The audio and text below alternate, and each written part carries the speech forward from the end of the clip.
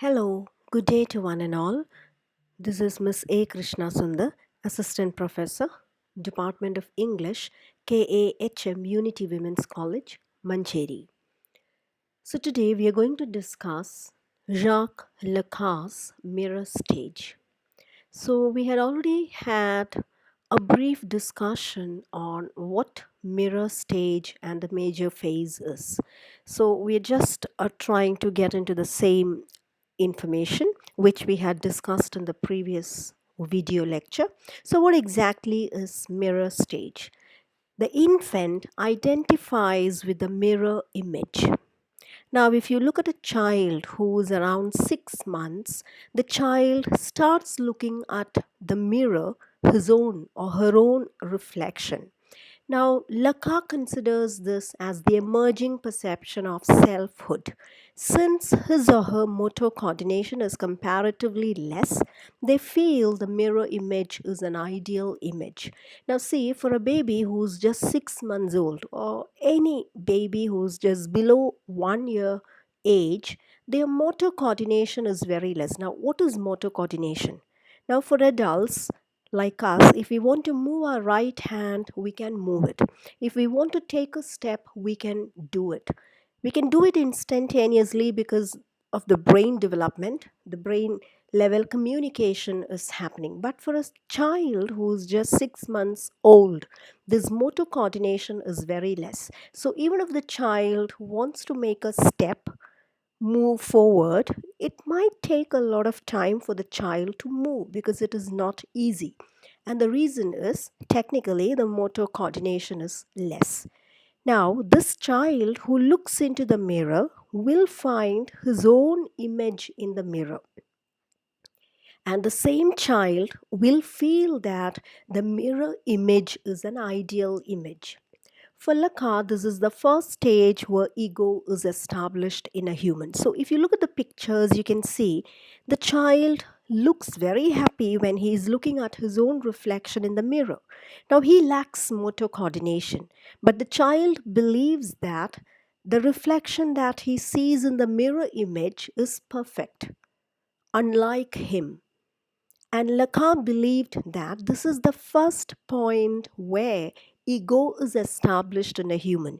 If you remember the previous video lecture, we talked about id. Now, id is there right at the time when you are born. Now, the next stage is the development of ego, and ego is developed from this point onwards. So, ego formation and constructions of selfhood will be happening at this point. But as a baby grows, the baby will get into social interactions and language. Now, mirror stage again can be divided into the imaginary, symbolic, and real. Now, a Lacanian study based on his evolving theory. So, psychoanalytic order that Lacan proposed is again tripartite, which means it is always divided into three. Now, the same thing which you might have witnessed even in the case of Freud and human personality. It's again tripartite structure, id, ego, and superego. And usually, human beings have a tendency to discuss or divide everything into three. This is what psychoanalysis says.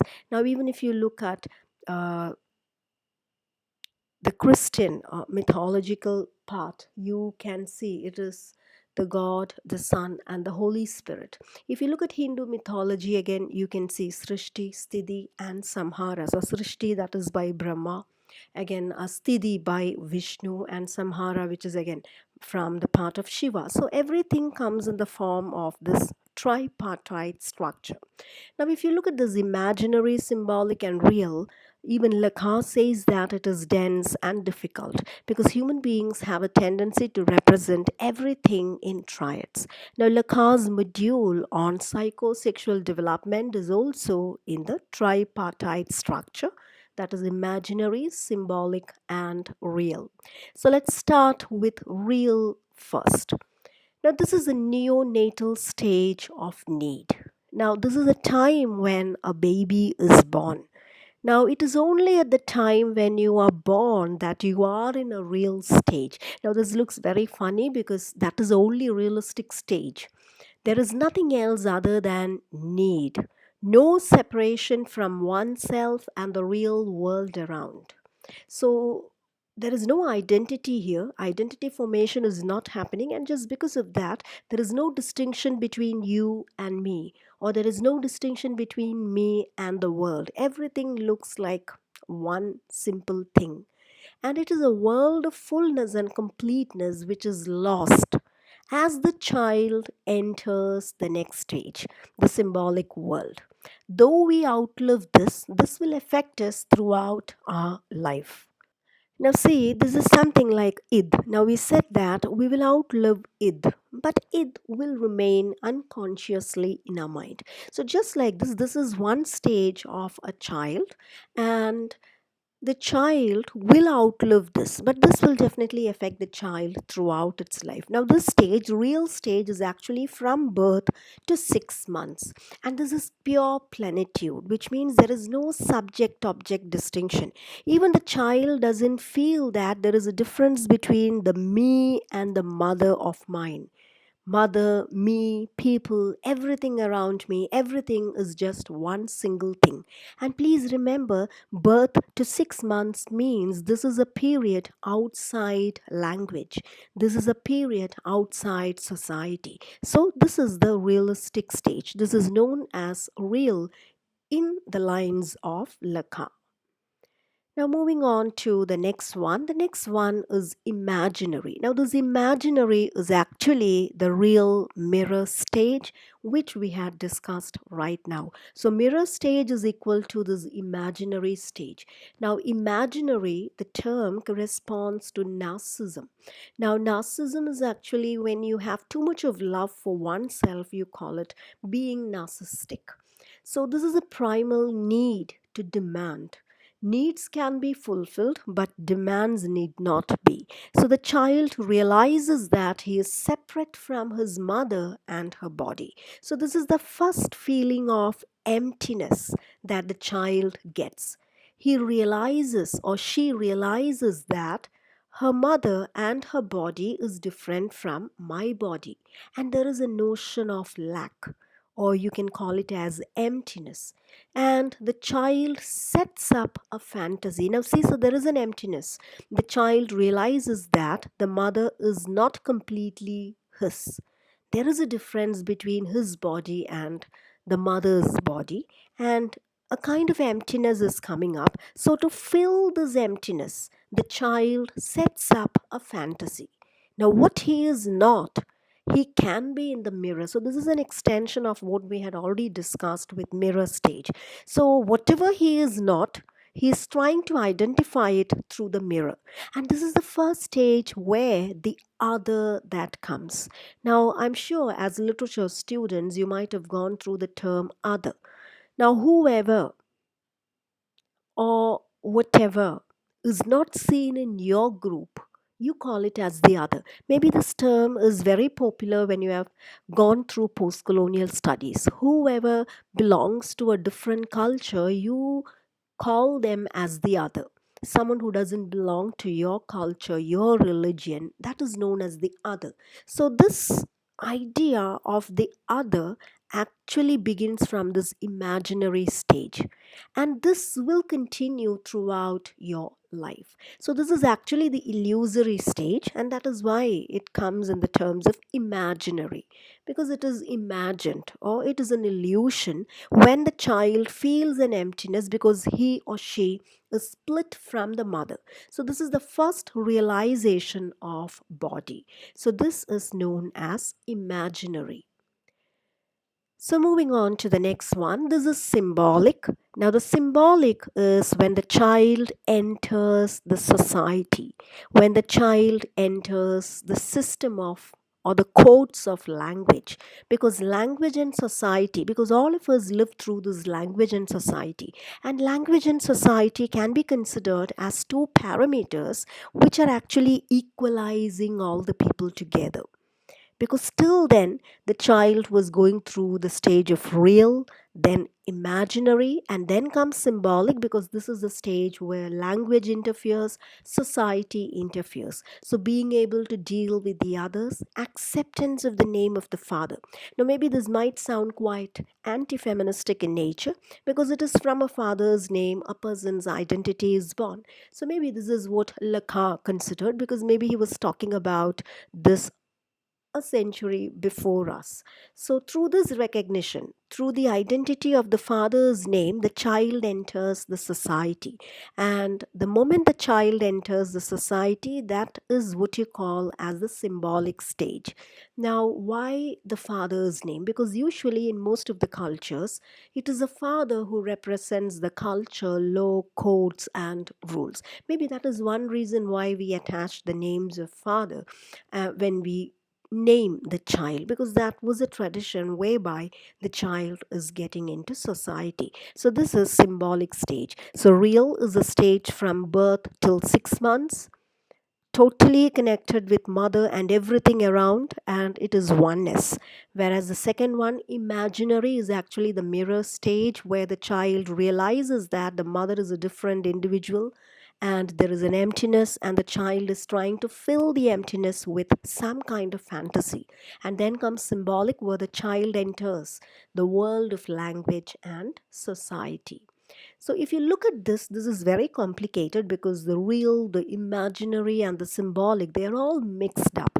If you look at the mind of a person, it's all intertwined, or as you can see, it's so convoluted that it's difficult to separate it from one thing and the other. So, this is how it remains, it is all mixed up. So now we move on to the next part. This is jouissance. Now this is again a French term. So what is jouissance? You pronounce it as jouissance. Now this is a term which takes its roots from Freud.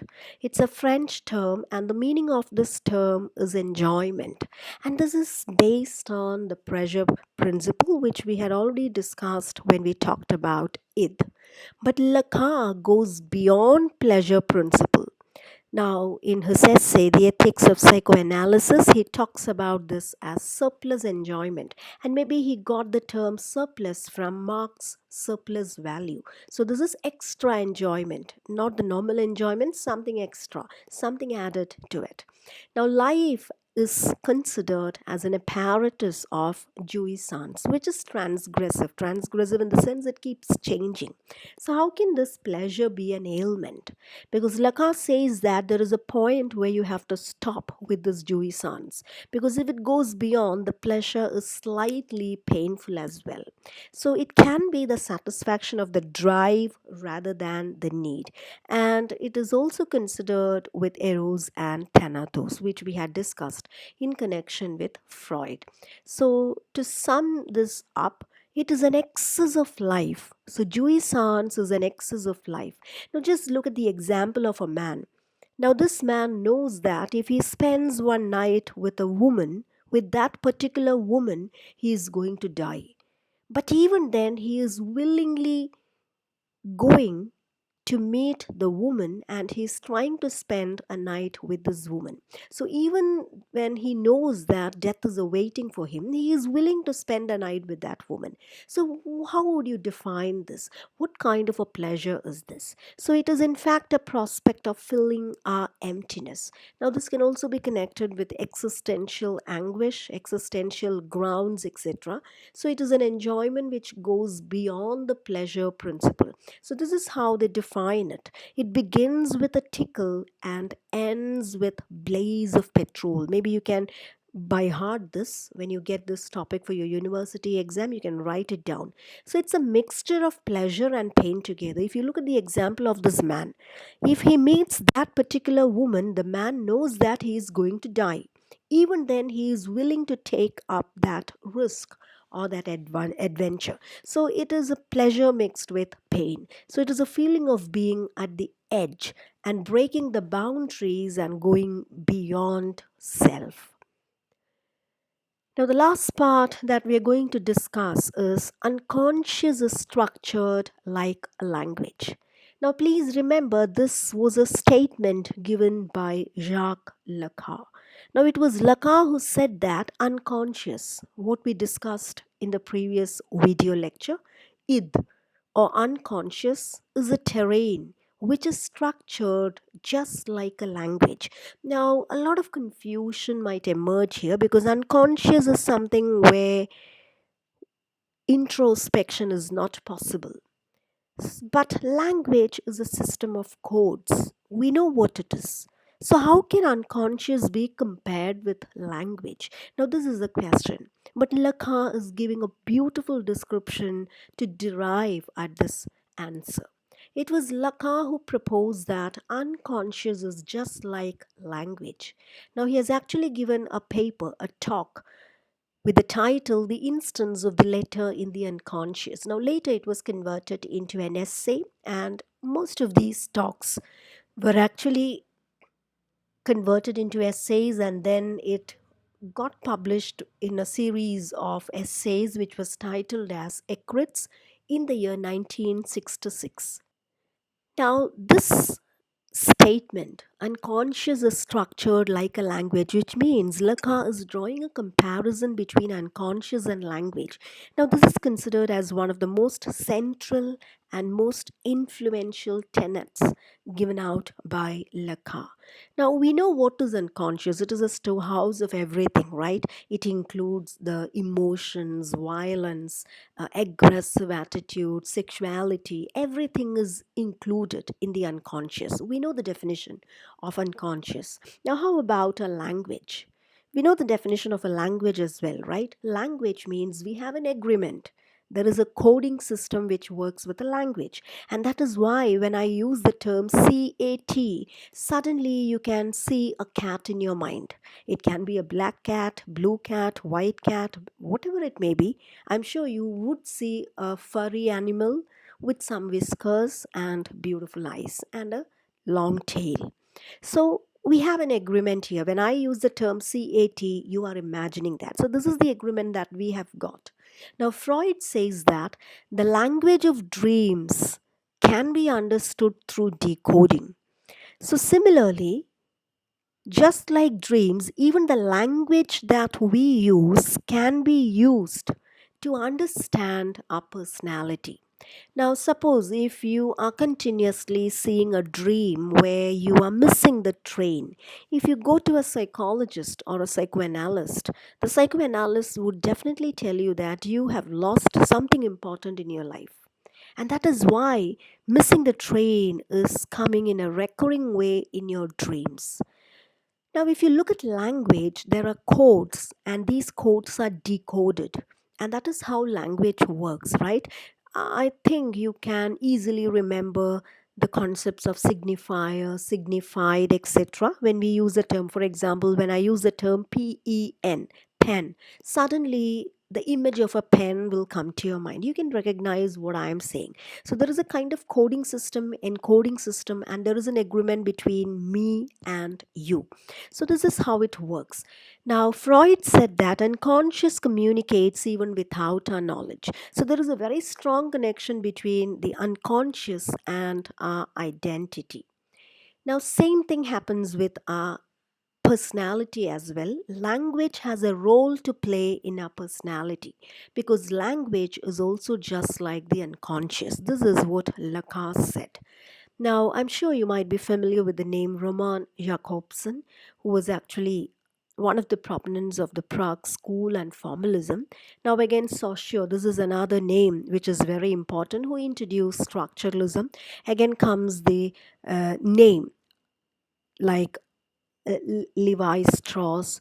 And here, what Lacan is trying to do here is he is actually trying to connect Freud's theory with these structuralism and post structuralism. Now, structuralism means everything has got a structure. Now, post structuralism was actually deconstructing it, breaking the structure, saying that there is no structure.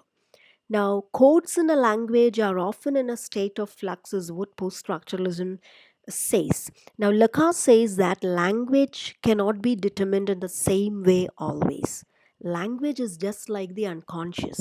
Now, though we speak about signifier, signified, for example, when I use the term CAT, you have seen a cat.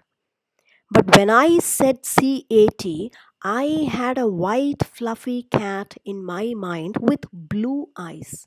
But I'm sure when I use the term CAT, the picture you got in your mind would be a different cat, right?